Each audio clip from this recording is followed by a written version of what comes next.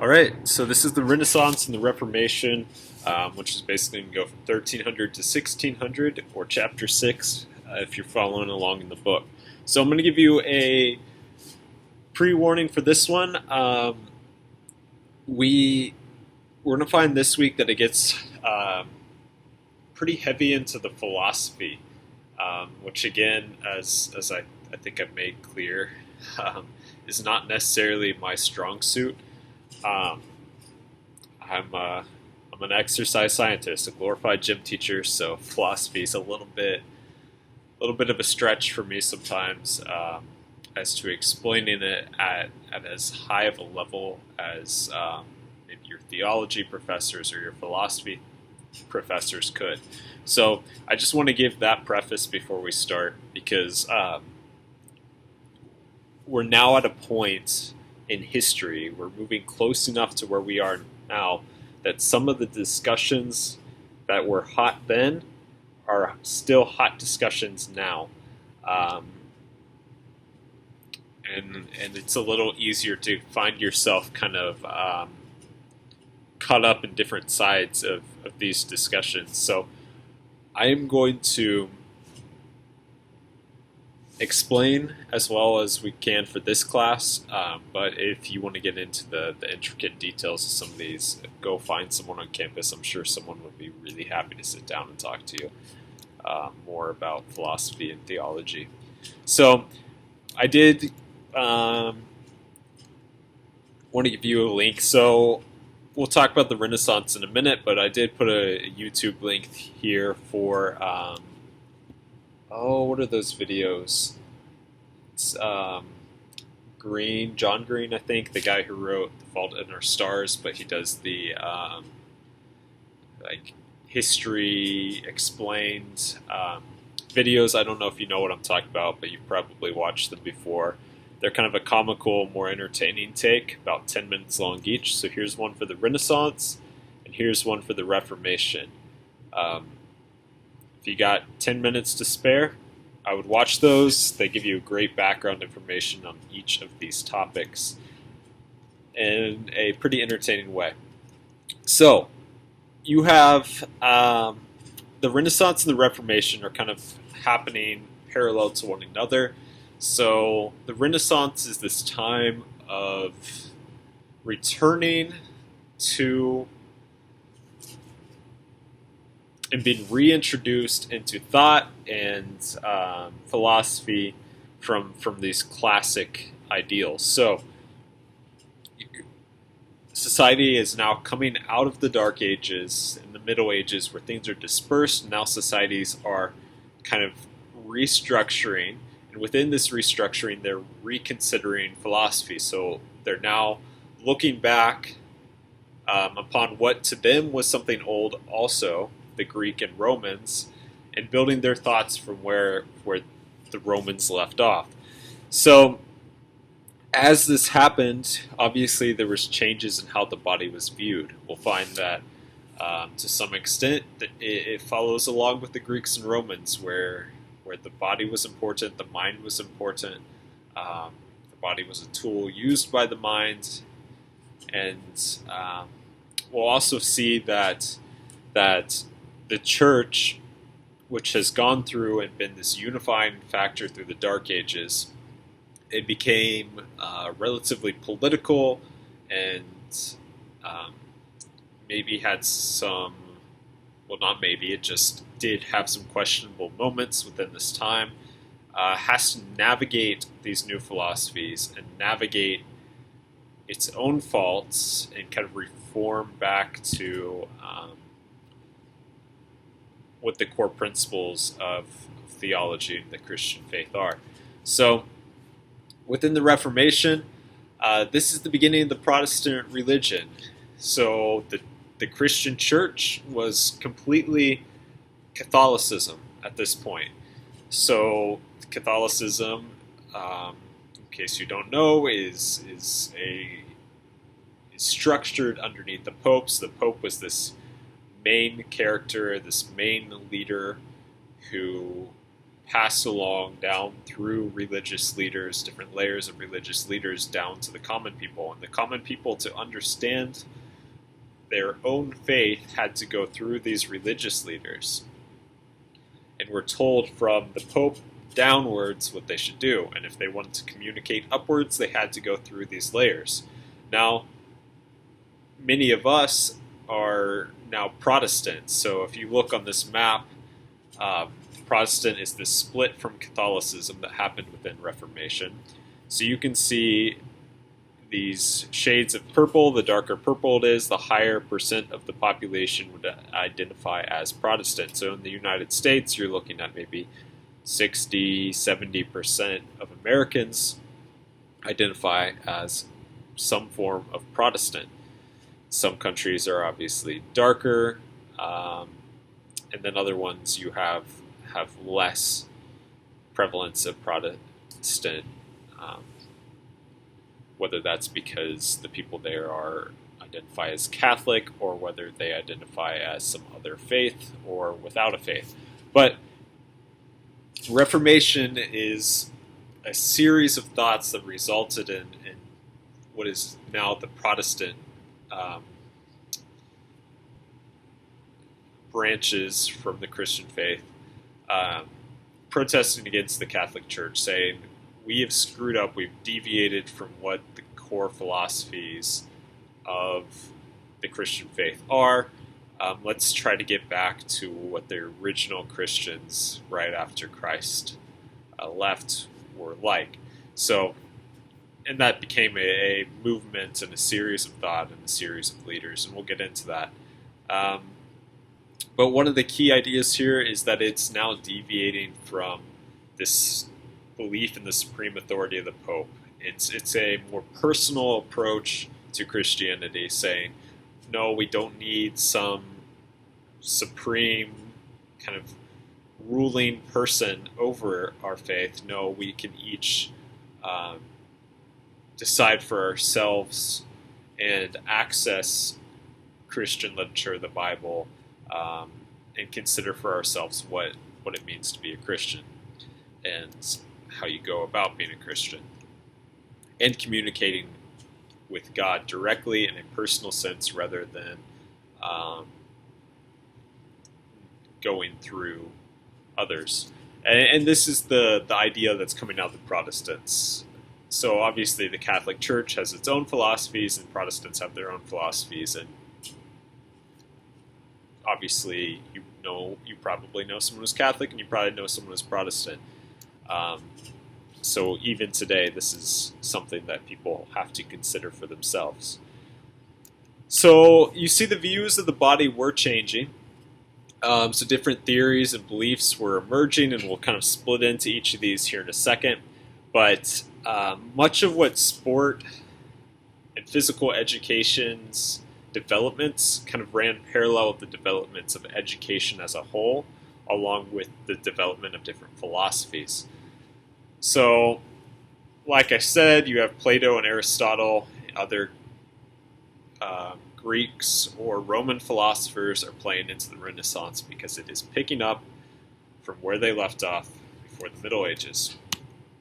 So, one of the big philosophies that begins emerging and maybe you could say disrupting the status quo was humanist and humanism. So this idea is I want to be careful with my words so I don't send the wrong message here or give you the wrong idea. But it's more focused on secular concerns and humans than necessarily religion. So many people who are humanist are not religious, but many who are humanist are also religious. It often gets deemed as this secular atheist philosophy rather than one that's also adopted by Christians and Buddhists and other religious traditions. So basically the idea here is that humans can find what it is to be good and do good things without needing to get that philosophy from a religious tradition or from a god or otherworldly idea. So, and you can discuss that all you want of whether the core truths of what is good and what is wrong come from a god, or does it come from something within us? And obviously, that's a huge divide between atheists and Christians, along with even within Christians and even within other groups, right? But the moving on from that, again, we're focusing more on the exercise science side of things here. So, ancient Greeks believed the body played an important role in human existence. We're picking up from where we left off. The Renaissance is like, yeah, that's probably a good idea. We need the body. Let's develop the body. Let's be well-rounded people. And this idea of being well-rounded, being able to do all different things, is where we get the idea of a Renaissance man. So you may have heard someone referred to as a Renaissance man. People like a modern-day Renaissance man would be like Donald Glover. You know, Childish Gambino. He's a rapper, he's a musician, he's an actor, he's a writer, he's a producer. He does it all. So often you'll hear people refer to Donald Glover as a Renaissance man. Or maybe you could say someone like Terry Crews. Terry Crews is really big into the arts, but he also is notoriously a well-developed athlete. Like, he's very strong, he's very fit, but he also is really involved in the arts. He's just a well-rounded person. So this Renaissance man, this idea developed within the Renaissance, is that someone who uses both mind and body and is well-rounded is someone who is a good member of society or successful. So we're going to jump into the philosophers and educators of the Renaissance. There's a whole series of them. I'm going to just kind of get to some of the core ideas here. So hold on, I might start moving quickly. So we're going to start with Fragarius. Fragarius was one of the great Italian humanists. He's one of the first ones, 1370 to 1444. And he's kind of one of the first people to put forward the basic ideas of humanist education. So his idea is education is something of public interest. Because if you have a society, and your society is to be successful, you need it to be well educated. And to what degree education and society interact is still obviously a big debate today of like, how much do we support people going to get an education from a governmental standpoint, or should people pursue education on their own because it helps them, or how does education connect with society? And that's a big question today, right? You've heard that. And his arguments are that some of the best citizens, if you want a good, well-rounded people, you need them to be educated. So from when they're young until a certain stage, pre-career, they need to be educated to be able to help out the government and the society. So for him, physical education was big as preparation for the military, or just as part of education of a total well-rounded individual can kind of do it all. People who are fit are able to do more work. They have that capability. So his idea is that if you have physical education, you bring people up, making them strong, healthy individuals, then A, you have a military that's ready to go, and B, they're going to be able to invest physically into their environment. So Vittorino da Feltre 1378 to 1446. He's another Italian humanist. So he was big on blending Christianity with some of the Greek and Roman concepts of physical education. So he developed a school where it was free. It's something that he did because he felt like education was important. But eventually, as it grew, some of the most famous Italians and noblemen and people of power at the time sent their kids to him to be educated. So he actually was big on blending mind and body. So he had huge amounts of physical education. So his students had to participate in physical activities for 2 hours a day, which is great. They were active, and both of mind and of body, they were active. And one of the big takeaways I think from this was that he found that his students actually really enjoyed it. In fact, it was nicknamed, his school was nicknamed the House of Joy because his students enjoyed it so much. They were well-rounded people who had very active minds and had very active bodies. In addition, he was devoutly Christian and a humanist. So again, humanism often gets this idea of being very atheist, Christian, very against philosophy, but they can be merged, and they were merged within his school. He's also very big into elevating students, bringing students up, connecting with them, keeping what their thoughts as important, not just dismissing students as beneath him, which is pretty cool. Something that, as an educator myself, I hope, well, maybe not always being able to come through within this class. I hope once I get to campus, you'll see that that's something I pursue also. Other ones, you have Aeneas Piccolomini, or Pope Pius II. He was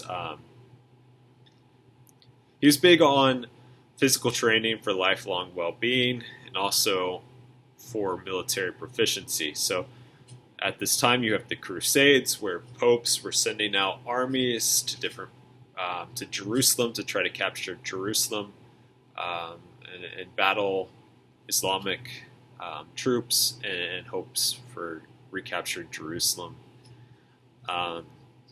So he was big into physical education because it fueled his armies. You also have Baldassare Castiglione. He wrote The Courtier to teach young aristocrats how to behave in court. So, at this time, you have a noble person, we'll say, for ease of discussion, we have a king. Now, you've heard of the king's court, people that kind of are in the room with him, help him make decisions, they're advisors, they are people that he interacts with heavily. Now, the king and his court probably interact with other rulers and their courts and noblemen. And so there was a certain level of behavior needed to do well at this job and to represent your noblemen well. Obviously, these are the top aristocrats, the most well-rounded individuals, according to the noblemen. So what Baldassare Castiglione wanted to do was he wanted to write a book to basically explain how to be a well-rounded person, how to interact, how to be within a noble court. And he said part of this is you really had to be well-rounded. You needed to have a sharp mind so you could discuss things in the mind. You need to be physically fit.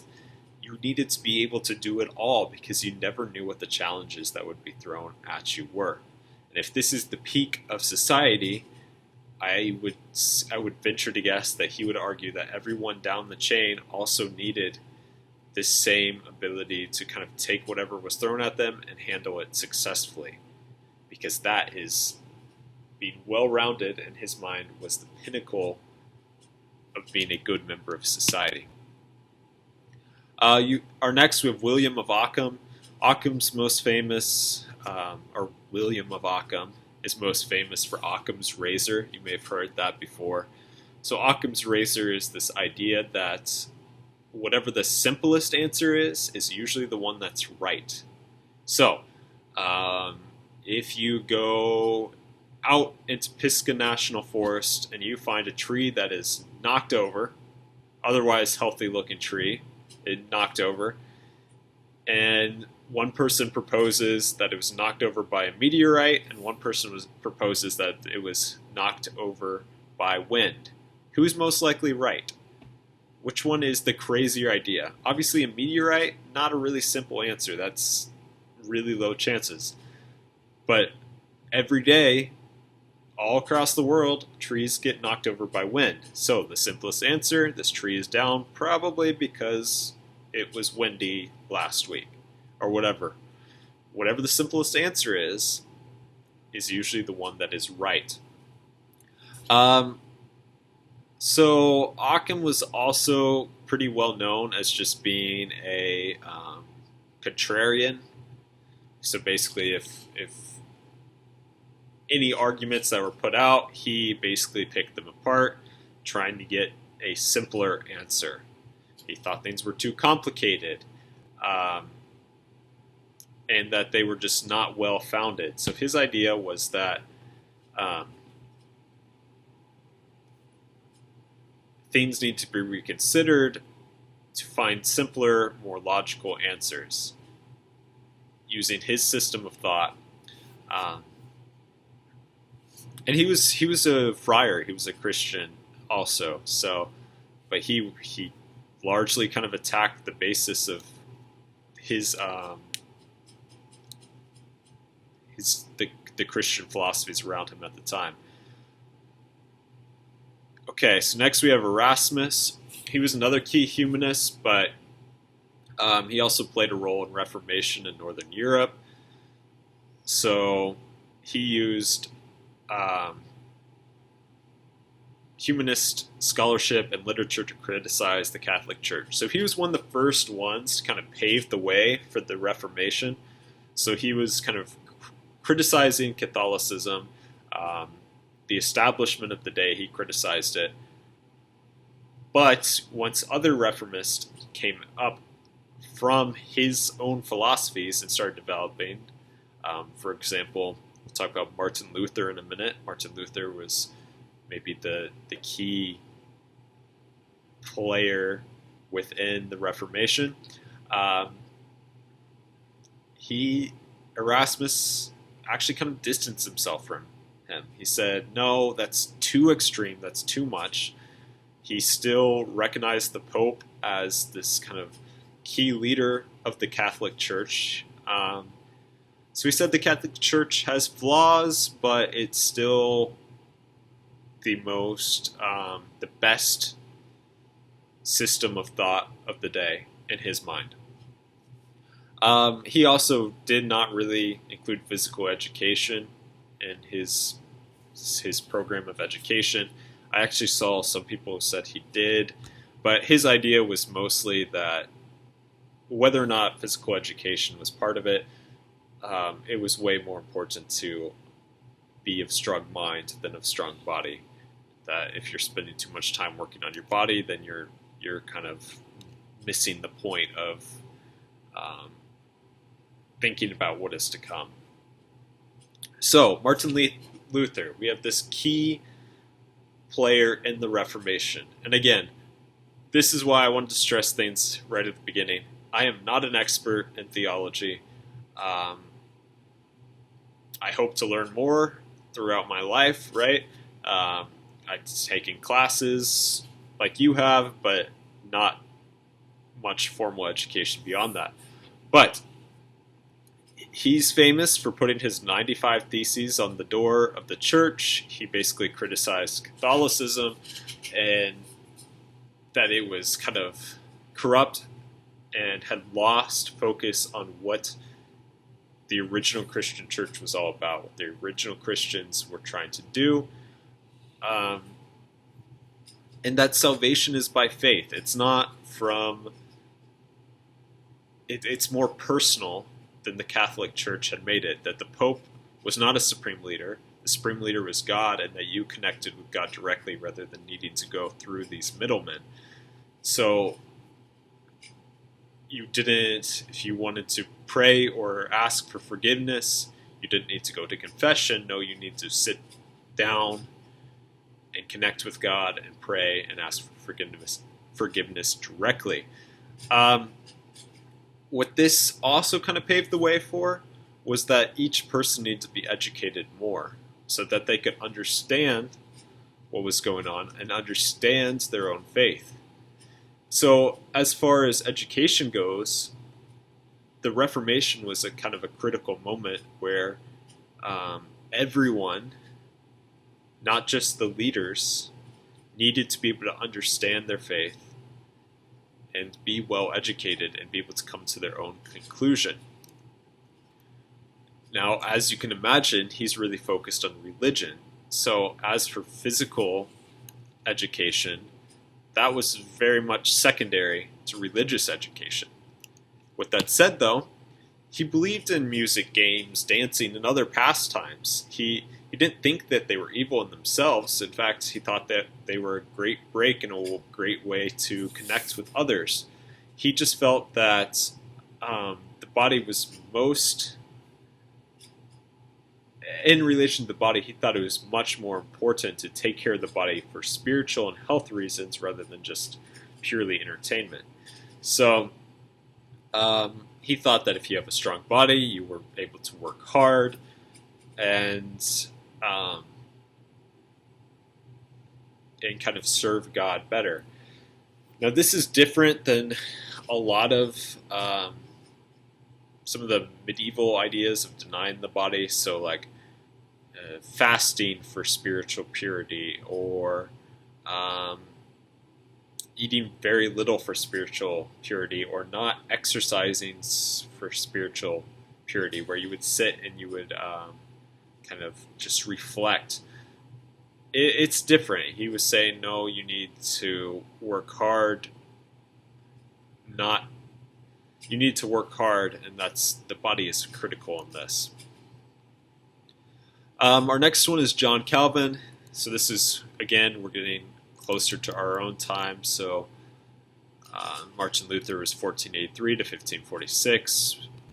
John Calvin 1509 to 1564. So some of our big discussions today, you may have heard Calvin if you grew up in the church. So he rejected humanist ideas, right? He kind of split away from that, saying that no, this world does not matter. All that matters is focusing on the next world. So he's kind of saying, kind of denying the humanist and focusing on what's going on in this world, and says, let's focus completely on God and heaven. So, from a theology standpoint, he's probably most well known for the idea of predestination and divine election. So this is the idea that God, in his sovereign power, chooses some but not others to reach heaven. So the idea is that if God is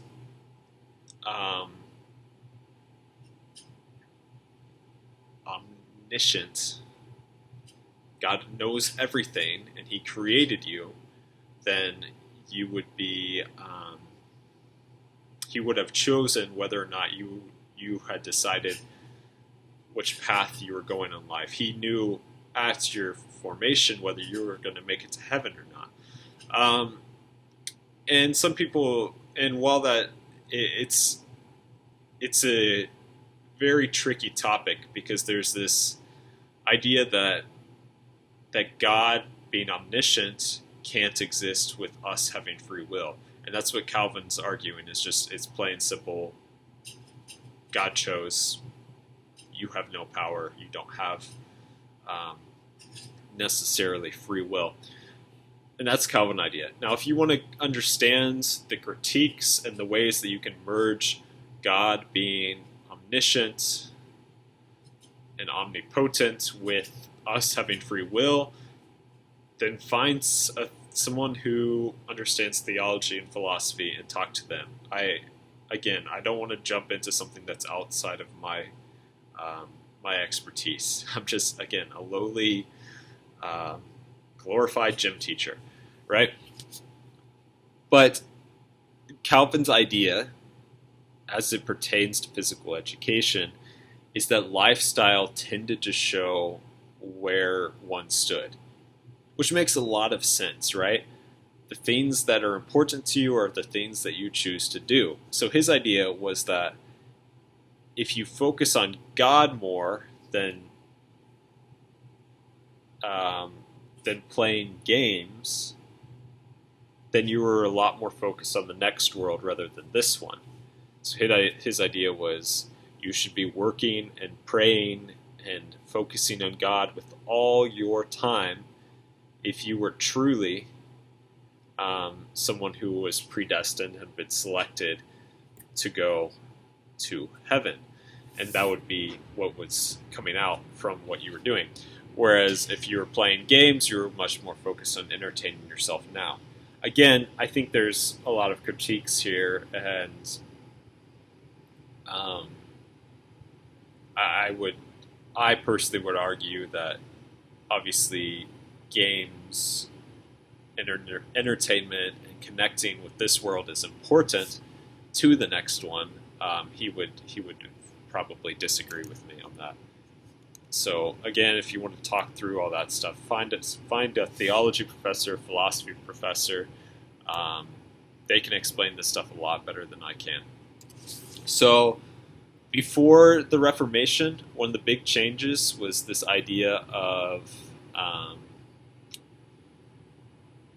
for most of human history, time has been considered in a very cyclical pattern. We talked about this in, I think, Mesoamerica, where everything's just I'm having trouble pronouncing stuff tonight. Cyclical. So makes sense, right? And a lot of the world today still sticks with a circular, cyclical view of time. So like your day is 12, 3, 6, 9, 12. The day goes around. It's morning, it's day, it's evening, it's night. It's morning, it's day, it's evening, night. Goes on and on and on and on. Similarly, your seasons go in a circle and a circle. Everything's cyclical. Now,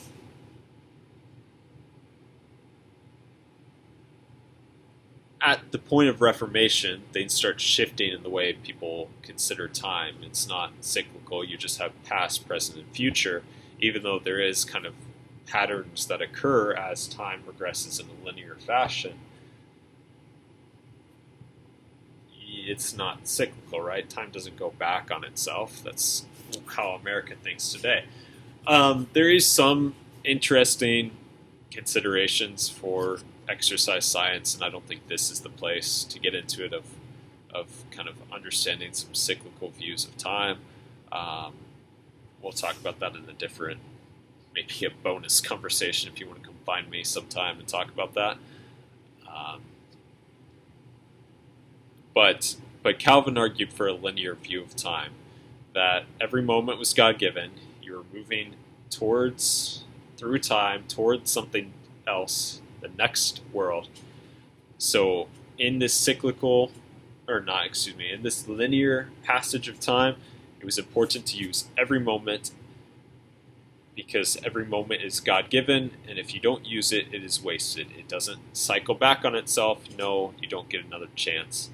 Every second, if it's not used, is wasted. So it must be productive.